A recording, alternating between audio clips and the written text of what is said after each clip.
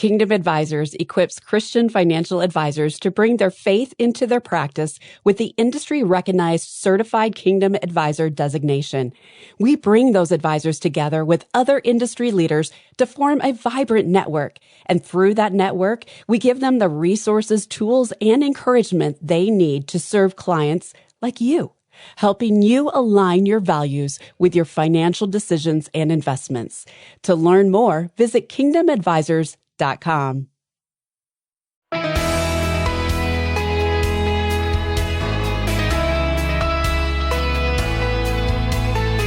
Proverbs 13:11 says, "Wealth gained hastily will dwindle, but whoever gathers little by little will increase it." Hi, I'm Rob West. This verse offers a powerful lesson on financial stewardship. True and lasting wealth isn't built through shortcuts or speculation, but through steady diligence and faithful management. Today we'll explore how this biblical principle plays out in real life. And then it's on to your calls at 800-525-7000. That's 800-525-7000. This is Faith and Finance, biblical wisdom for your financial journey.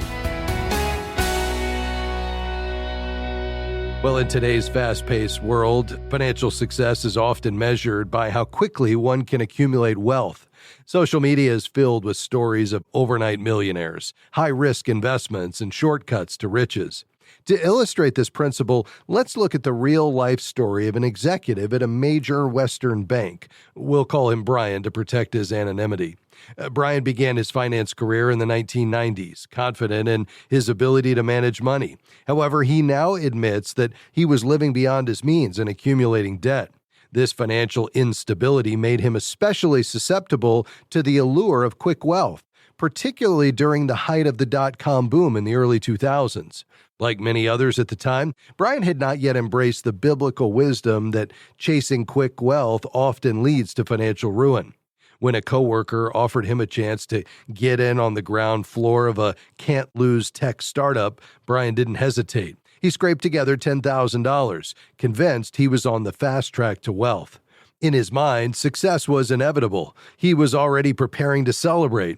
But before he could, Brian heard the sound of the dot-com bubble bursting. His investment vanished, lost in a new company he knew little about. He had chased quick wealth only to face the painful consequences. His story echoes the warnings of Proverbs 28:20. A faithful man will abound with blessings, but whoever hastens to be rich will not go unpunished. It's important to understand that God doesn't punish people for making bad financial choices. Rather, poor decisions naturally lead to consequences. Proverbs 13:11 teaches that when money is gained too quickly, whether through reckless speculation, gambling, or unethical shortcuts, it often lacks a foundation of wisdom and discipline, making it easy to lose. 1 Timothy 6:9 and 10 warns, those who want to get rich fall into temptation and a trap and into many foolish and harmful desires that plunge people into ruin and destruction. For the love of money is a root of all kinds of evil. Some people, eager for money, have wandered from the faith and pierced themselves with many griefs. If Proverbs 13:11 warns against hasty wealth, it also points us to a better way. Whoever gathers little by little will increase it. This principle isn't flashy, but it's powerful. True financial growth happens gradually through wisdom, patience, and discipline. Rather than seeking quick riches, God calls us to work diligently and earn honestly in Colossians 3:23, save and invest wisely over time in Proverbs 21:20, and be generous and steward money for His purposes in 2 Corinthians 9:6 and 7. Financial success isn't about speed. It's about faithfulness over time. Or as the late Eugene Peterson put it so well, it's about long obedience in the same direction. Brian's story didn't end with financial ruin. Instead of giving up, he decided to take a biblical money management class through his church. That's when things started to turn around.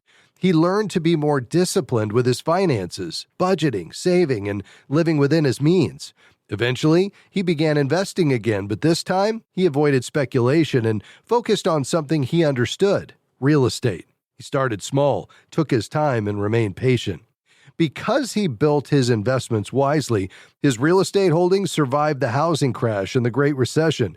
Over time, he was even able to start a fitness-related business with his son, something he had always dreamed of. That business survived the challenges of COVID and is still thriving today. Brian's financial recovery wasn't instant. It was the result of steady, faithful growth over many years. His story is a testament to the wisdom of Proverbs 13:11. Building wealth little by little often leads to long-term success. Now, if you've experienced financial setbacks, don't lose heart. The key is to keep moving forward. The world promotes shortcuts, but God calls us to faithfulness. If we embrace patience, diligence, and godly stewardship, we'll not only experience financial security, but also the joy of honoring Him with our resources. So instead of chasing instant success, let's follow God's way, one wise step at a time. All right, your calls are next. 800-525-7000. We'll be right back.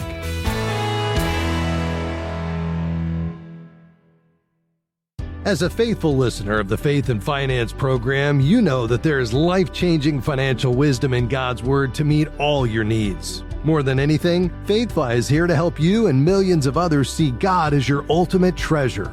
As a nonprofit, we're grateful for our partners that help expand our outreach every month with their generosity. Has God provided financial answers for you through this ministry? Please consider becoming a monthly partner by visiting faithfi.com and clicking Give. Have you ever wondered where your money goes when you deposit it in a bank? Christian Community Credit Union believes in helping advance God's kingdom through everyday financial transactions. For over 67 years, they have provided values-aligned banking solutions to thousands of Christians and ministries. Consider Christian Community Credit Union as your banking institution by visiting joinchristiancommunity.com. Membership eligibility required. Each account is insured up to $250,000. This institution is not federally insured. Hey, thanks for joining us today on Faith and Finance. Well, I'm really looking forward to hearing from you today. We're taking your calls and questions today on anything financial. This show is really dedicated to helping you live as a faithful steward, recognizing your role in managing God's money. And we know that happens every day in a variety of forms. And you have questions about your spending plan or your giving, perhaps you're investing or saving. Maybe it's trying to dump debt and you're just frustrated. You haven't been able to do that more quickly. Well, if we can help you, we'd be delighted to. You can call right now. We've got lines open. Sandy Dickinson ready to take your calls today, and we'll get you on the air quickly. That number, 800-525-7000. Again, it's 800-525-7000. We would look forward to hearing from you right now with lines open. They won't be open long, but now you can get right through. Again, 800-525-7000. In the news today, every cloud might really have a silver lining. Well, at least the looming cloud of higher prices due to tariffs seems to have a bit of an upside. Fear and uncertainty over tariffs is credited with pushing down mortgage rates this past week. The average 30-year fixed rate fell to 6.73%. That's the lowest since December. Now, mortgage rates tend to move in line with the 10-year Treasury yield, which fell to 4.2%. Now, all of that sparked a huge jump in mortgage applications, which were up a full 12% from just the prior week. Refi loan applications soared a whopping 37%, indicating that a lot of folks have been sitting on the sidelines waiting for rates to come down even a tick. They may have resigned themselves to the idea that rates aren't going back to 2.5% or 3% anytime soon, and they're simply tired of waiting to buy or refinance. Now, if you're thinking about applying for a mortgage, make sure you factor in the full cost of the loan, including not just the monthly payments, but also the closing costs, the insurance, the property taxes, the HOA fees, if any, and the like. Give yourself some margin in your budget for all of your housing expenses, and make sure you don't borrow up to the limit set by the lender. That will often result in a monthly payment that strains your budget. What is that guideline, if you will? Well, 25 to 30% at the most of your take-home pay is really that number that I would be most comfortable with in you allocating to that principal, interest, taxes, and insurance payment. You're going to need more. You're going to need money beyond that for housing maintenance and utilities, but at least for the PITI, if you can target that 25% of take-home pay for your rent or your mortgage payment, that would be ideal. It'll ensure that you have plenty left over for everything else. What about that down payment? Well, that's really the 20% target that we set for you for two reasons. One is that's going to allow you to enter with some equity on the front end. That's a good thing. If we were to see housing prices take a dip, we're not expecting that, but if we did, houses are not immune from ever going down, that's for sure. At least you'd have some equity in there. You'd never be in an upside down position. Second reason is going to keep that mortgage payment as low as possible by you saving up and putting more down. Thirdly, it's going to ensure that you don't pay that PMI, the private mortgage insurance, which can run you 1% of the mortgage balance. Doesn't do anything for you. It's purely for the lender. And so we'd love for you to be able to take advantage of that fully. All right, let's dive into your questions today. We've got lines open. We're ready for you. That number to call again, 800-525-7000. Again, that's 800-525-7000. You can call right now. Let's begin out in Kansas today. We'll welcome Judy to the broadcast. Go ahead. Hi, thanks for taking my call. I've got Yes, notice from my bank. It's an arbitration provision and class action waiver, a dispute resolution by individual arbitration. What does that even mean? Yes. Are they asking you to sign it and return it? Or what action? There's no place to sign, but I have the right to opt out. And first of all, I don't know what it means. I don't know what happens if I opt out. I'm just confused by this. Yeah. Well, I would say, generally speaking, and obviously these ultimately come down to legal matters, so you could get some legal counsel here. And arbitration might be the right choice for some cases. Essentially, arbitration, Judy, is where you're settling a dispute by a third party, and it's intended to be objective and independent and avoid the high cost of getting the court involved. Binding arbitration is becoming more common for resolving disputes in the financial services industry. Sometimes you can't open an account without agreeing to use the process. Individual arbitration seeks to resolve the situation where only one individual or entity on each side is involved rather than multiple parties. So the big idea is that it's faster and cheaper than a court and maintains confidentiality. I would say critics might argue that it stacks the deck against customers. But here's what I would say. I think it's generally a good idea to opt out of forced arbitration to preserve your options. And the idea here is that you can always agree later to use an arbitrator to resolve any dispute. And if you've opted out, you're going to have more negotiating power if there ever is a problem. So if it were me, I would probably opt out and retain my right to litigate, but considering how costly that might be, recognize that I might want to take the arbitration option when that time comes. Does that make sense? That's great advice, yes. I had no idea what I was looking at here. Okay, very good. Yeah, I realize sometimes the fine print can be challenging to understand when we're getting into legal terms, but hopefully that's helpful as you think through what might be the best option for you. We appreciate your call today. Lord bless you. Let's go to Naperville. Hi, Ruth. Go ahead. Hi, Rob. Thank you so much for taking my call. My question for you is that I am doing a remodel. My husband has Parkinson's, and what started the remodel is I needed to do the bathroom to accommodate him. And this particular, just the bathroom, is going to be about $25,000 to $30,000. Is it better to take out of the bucket 2, which would be my 401, or would it be better to take out of the bucket of my home, which is paid off and has been for about 7 years? Yeah. Or is there a bucket 3 option, which is take it out of your home in the form of a home equity loan that you pay back and you still own the home free and clear once it's paid off? I mean, the benefit of the reverse mortgage is you'd never have a payment unless you wanted to.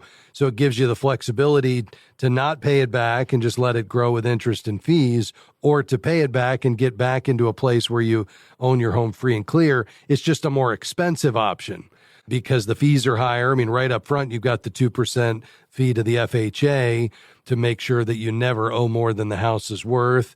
And then you've got fees on top of that annually, plus the interest that's accruing. So probably the least expensive way would be to do it just with a straight home equity loan, but it would require you have enough cash flow, Ruth, to be able to cash flow the payments on this thing to ultimately pay it back. Is that a position you're in, or would that be a problem? Well, we have my husband's retirement and then both of our social, and then I'm working. I would like to stop working. Yeah. So then that would put us down a little bit. I think we could make payments.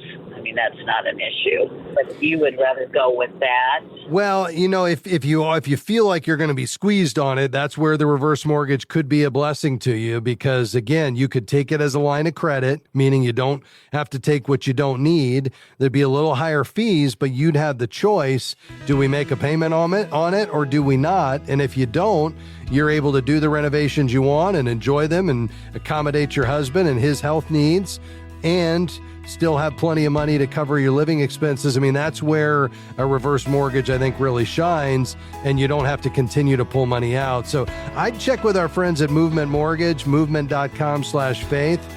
Stay on the line. I'll make sure you have the information during the break, and we'll be right back. Stay with us.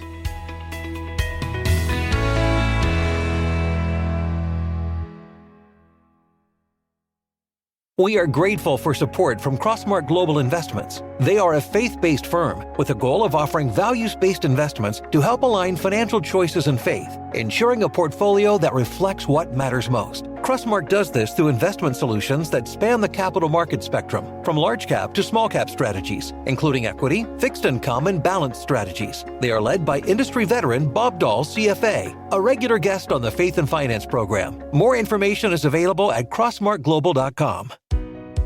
As the leading advocate for the Christian financial industry, Kingdom Advisors serves the public by promoting the integration of a biblical worldview across every aspect of the financial services industry. And we serve a growing network of thousands of Christian financial professionals, equipping and empowering them to carry biblical financial wisdom to their clients, peers, and community. For more information, visit kingdomadvisors.com. That's kingdomadvisors.com.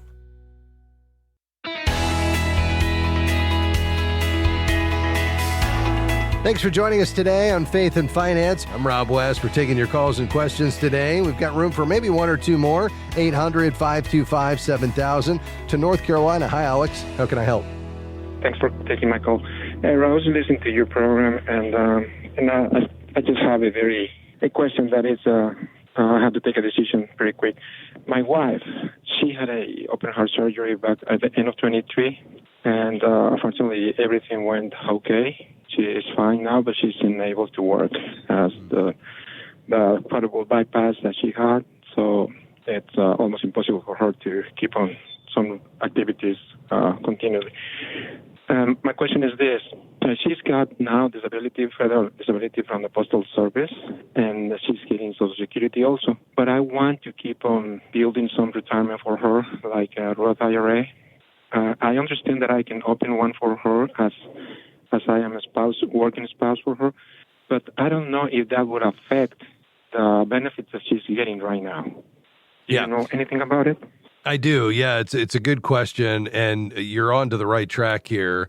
So that would be exactly the way that you do it, because she can have an IRA, even if she's disabled and not working, but the spousal IRA would be the way to go. That's, again, as you point out, for a non-working spouse, and then you could contribute to that IRA, either Roth or traditional, based on your income as the working spouse, so long as your earned income covers the contribution limits for both, then she could put in the full amount in her Roth IRA. And then the IRA assets do not affect SSDI because it's based on work history, not financial resources, and you can have any amount in an IRA, without affecting those benefits. So I think that would be the way to go. Okay, one more question. The limit, I understand for me, I'm 53, so my limit is $8,000 a year, but if I open one for her, would that be split, or is another amount the limit for her personal IRA? Well, actually, IRA plates individual. Do you know if that's $8,000 for both, or it's a different amount? Yeah, no, she can do the higher catch-up limit in the spousal IRA if she's 50 or older. So if she's over the age of 50, then she would be able to do the $8,000 in the spousal IRA. Oh, okay. Well, that sounds great. And if I open one IRA for now, can I still fund it 2024 or it's just for 2025? No, you can do 2024 so long as you haven't filed your 2024 tax return yet. Okay, that's awesome. Thank you so much, sir.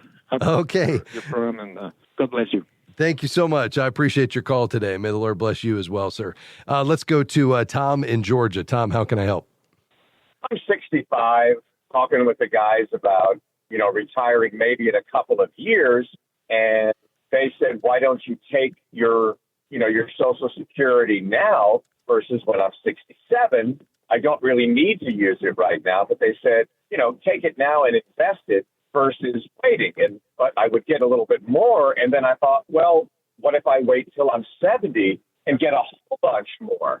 Is the possibility of the investment, is that a greater chance of even making more money by holding off, or what do you think? What's a good option there? Yeah, it really comes down to, it's a great question, Tom. It really comes down to several factors. So longevity, your financial needs, your other income sources, and perhaps even tax considerations. So the bottom line is at full retirement age, you obviously get 100% of what they call your primary insurance amount, which you can find at myssa.gov.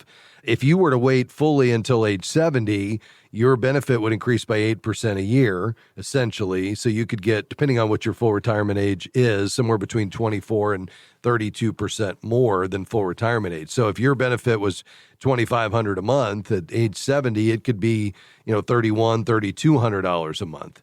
Now, what would be the break even? Well, you would need to live past that point, which is typically somewhere between 80 and 82, in order to be paid back for everything that you gave up, and then you'd have that higher check for the rest of your life. If you passed away earlier, which obviously only the Lord knows that, but then we would look in hindsight and say, well, claiming at full retirement age may have been better. But I think, if you have a family history living beyond that, you're in, good financial health right now, I would say, the likelihood that you're going to live beyond 82 is pretty good. And therefore, it's this idea that you're going to get this guaranteed 8% return per year, which you're certainly not going to get in the market, guaranteed. And then, so long as you live long enough to be able to be repaid for what you didn't receive, then, you might really be glad in your 90s that you've got this higher check that you could use for long-term care or other purposes. Does that make sense? Yeah. One follow-up, let's say I start taking Social Security, but I don't use it and I invest it. Good option right now at my age, 65. Some good things to consider, obviously not long-term, but short-term. A good idea, where do I put all that money in? What's, you said the market's not looking great. So, IRA, Roth, I don't know, mutual funds. I don't really know what I could get back that might make sense. Yeah, I mean, obviously, if you were to take Social Security at full retirement age and start investing those monthly benefits instead of spending them, then your break-even age compared to waiting until age 70 will change depending on your investment returns. So normally, without investing, the break-even is, 80 to 82. However, if you invest those and earn a reasonable return, it can shift to later, for sure. And so I think the question is just what would you do with it? I think at that point, depends on whether you have earned income or not as to whether you could put it into a Roth IRA. If you, put it in a taxable account, then obviously the taxes are going to have a drag on the return. I would probably take that and just start systematically investing it into a balanced mutual fund that's balanced between stocks and bonds. You could decide to take a little bit more risk. I mean, just to give you a sense of how that would impact it, if you were to take that money every month at full retirement age and you would get just a 6% return on the money, that would shift your break even from 80 to 82 up to, 85 to 87. If you got an 8% return during those years, that could push it all the way out to age 90. And so that is a factor for somebody who doesn't need the money and could invest it. Does that make sense? It does, really. I appreciate that. Thank you so much for your time. Yeah, you're welcome. Thanks for calling, Tom. It was a great question, and hopefully that gives you a few things to think about. Hey, let me finish today by just saying thanks for being on the program. Thanks for listening and so many of you are such an encouragement, even our callers today, just sharing how this program has been a blessing to you. If you found this program to be a blessing, or you want to help us reach more people with this message, the way to do that is to become a Faith Fi partner. This is the lifeblood of our ministry, those who support us at $35 a month or more. You can become a partner at faithfi.com. Just click give, and we'll send you 4 issues of Faithful Steward, our magazine, plus all of our studies and devotionals. As soon as they come out, they go to your door. Thanks to my team today, Devin, Sandy, Jim. Check us out at faithfi.com, and we'll see you tomorrow. Bye-bye. Faith and Finance is provided by Faith Fi and listeners like you.